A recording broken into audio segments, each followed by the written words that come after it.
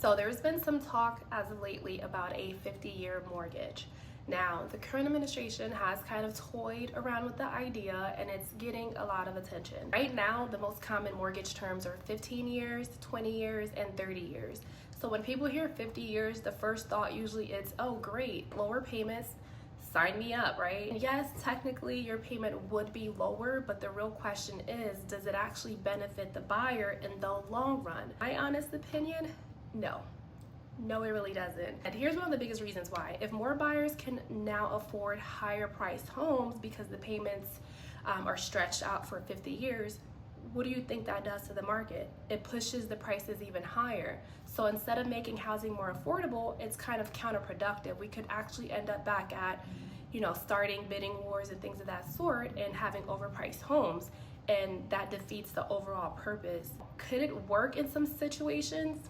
Possibly, if the buyer goes into it knowing they do not plan to carry that loan for the full 50 years. Now, let me break it down real quick with a $300,000 loan. Let's say at 6.5% interest rate.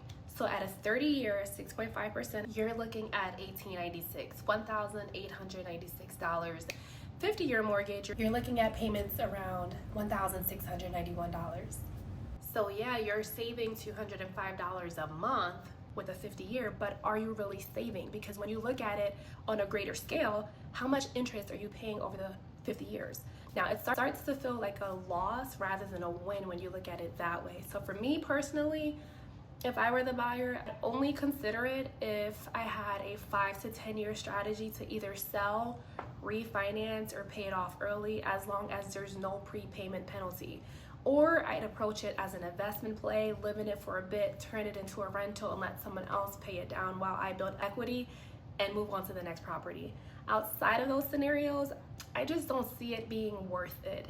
But I want to know your thoughts. Do you think a 50-year mortgage has more pros or more cons? Let me know in the comments below.